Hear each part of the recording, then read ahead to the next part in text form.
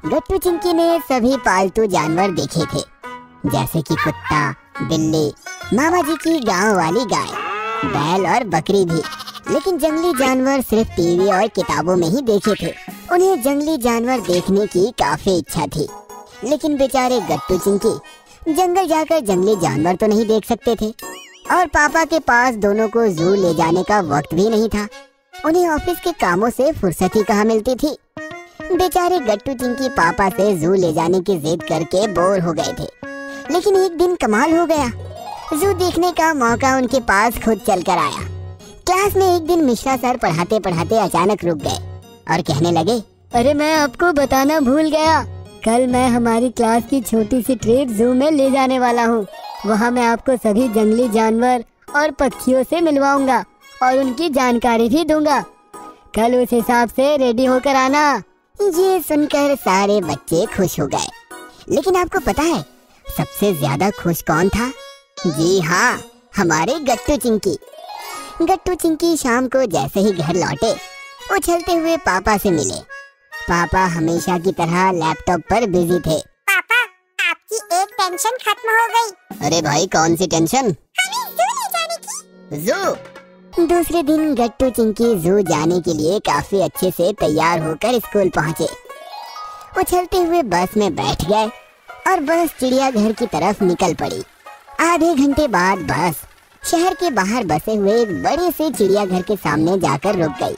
सारे बच्चे लाइन में नीचे उतरे और चिड़ियाघर के सामने जाकर खड़े हो गए। बाहर एक टिकट काउंटर था। पास ही में एक बड़ा सा बोर्ड था जिस पर कुछ सूचनाएं दी गई थी।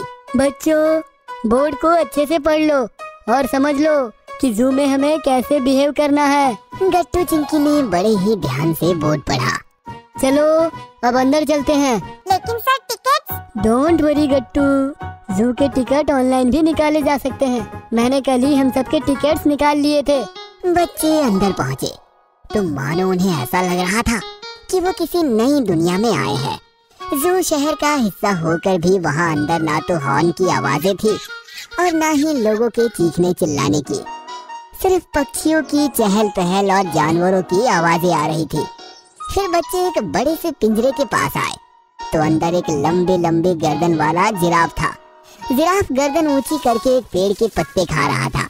इसकी गर्दन तो देखो।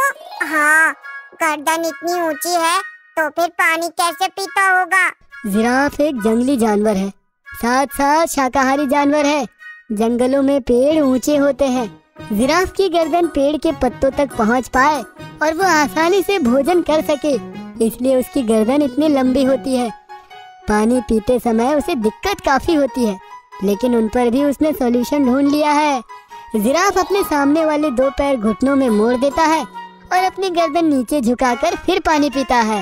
इस प्रकार मिश्रा सर बच्चों को एक एक जानवर दिखाते गए और उनकी जानकारी देते गए। बच्चों ने हिरन, जेब्रा, लंगूर जैसे कई जानवर देखे। फिर उन्होंने काफी सारे पक्षी भी देखे, जिसमें चिड़िया, तोते, हंस और बाकी भी अलग अलग प्रकार के सुंदर सुंदर पक्षी थे। चिंकी ने बच्चों को एक पिंजरा दिखाया जिसमें एक बहुत ही खूबसूरत मोर अपने मोर पंख फैलाकर झूमता हुआ नाच रहा था। मिश्रा सर ने बच्चों को पानी में तैरती हुई मछलियाँ, मगरमच्छ जैसे और भी जानवर दिखाए। सांप देखकर तो बच्चे काफी डर गए। ब्लैक किंग कोबरा तो सबसे खतरनाक दिख रहा था।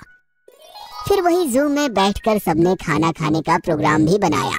खाना खाते हुए मिश्रा सर बच्चों के प्रश्नों का समाधान भी कर रहे थे। सर, क्या इन जानवरों की पूरी देखभाल होती है यहाँ? हाँ, उनका खाना पीना, डॉक्टर, दवाई सबकी व्यवस्था जू में ही होती है। उसके लिए बहुत से अफसर और मजदूर दिन रात काम करते हैं यहाँ पर। सर, प्यारे प्यारे जानवरों को पिंजरे में कैद करके क्यों रखा जाता है? इन्हें खुला क्यों नहीं छोड़ दिया जाता? Good question Chinki. लेकिन ऐसा नहीं है कि जंगल के सभी जानवर यहाँ कैद हैं। बस हर जाति प्रजाति का एक एक जीव यहाँ रखा गया है। उसके कई कारण हैं। एक तो ये कि लोग इन्हें देख सके। सोचो, अगर जू नहीं होता तो जानवर देखने के लिए हर कोई जंगल जाने की हिम्मत थोड़ी करता। दूसरा कारण है जानवरों की स्टडी करने के लिए उनकी पूरी स्टडी की जाती है यहाँ।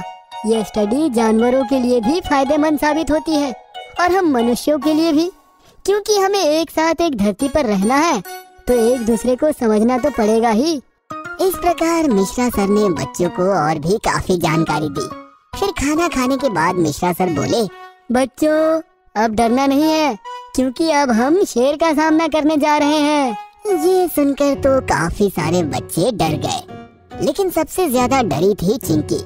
चिंकी तो टाइगर देखने भी आना नहीं चाहती थी, लेकिन फिर गट्टू और मिश्रा सर भी उसे समझाने लगे। बेटा टाइगर पिंजरे में है, वो हमें कुछ नहीं करेगा, और अगर टाइगर ही नहीं देखा फिर जू में आने का फायदा ही क्या है। हाँ चिंकी, वो शेर है तो तुम शेरनी हो।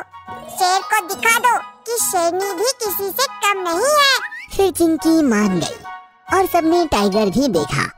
टाइगर काफी शांत लेकिन काफी दमदार था। उसे देखने का एक्सपीरियंस ही कुछ अलग और अनोखा था। सबने टाइगर के साथ कुछ वक्त बिताया। फिर सब हाथी और ऊंट पर बैठकर पूरा चिड़ियाघर घूमे। फिर शाम होते ही वापस अपनी बस में सवार होकर चिड़ियाघर